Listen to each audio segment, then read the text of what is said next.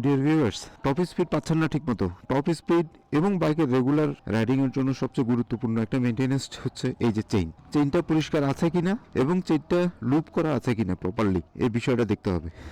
আর একটা বিষয় দেখতে হবে, সেটা হচ্ছে আমরা তো সবসময় এই যে চেইনের এখান থেকে দূর পর্যন্ত আমরা এটা দেখতেছিও চোখের সামনে এবং এটা লুবিংও করতেছি, পরিষ্কারও করতেছি। এটা করলে পুরোটা হয়ে যায়, কিন্তু মাঝে মাঝে অথবা প্রতি সার্ভিসে আপনারা অবশ্যই এই যে ফ্রন্ট স্পকেট যে জায়গায় থাকে, এটা হচ্ছে ফ্রন্ট স্পকেটের কাভার, এটা খুলে এই ফ্রন্ট স্পকেটের এখানে যে ময়লাগুলো জমে এবং কাভারে যে ময়লাগুলো জমে অনেকটা এইরকম, এই জিনিসটা রেগুলার পরিষ্কার করতে হবে।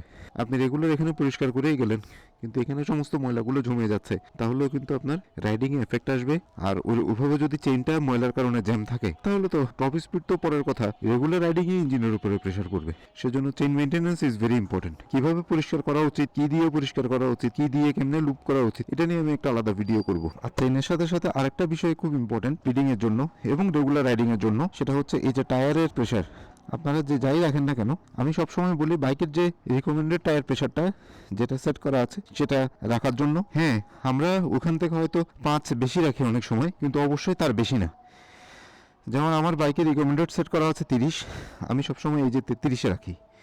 এখনো আমার কাছে এই 33ই আছে পিছনের চাকায়। তো এটা যদি কম থাকে তাহলে তো আপনি অ্যাক্সেলারেশন পাবেনই না, বাইক চলবেই না, রীতিমতো কাঁপাকাঁপি করবে। আর যদি বেশি থাকে, আপনার মনে হবে যেন বাইক দৌড়াচ্ছে, কিন্তু সেটাতে আপনার বড় ধরনের অ্যাক্সিডেন্ট হতে পারে। আর ব্রেকিং পারফরমেন্স অবশ্যই কমে যাবে যদি আপনি টায়ার প্রেশার বেশি রাখেন। তো ওই হিসেবে সামনেরটাও সেম, আমি সবসময় এরকমই রাখি।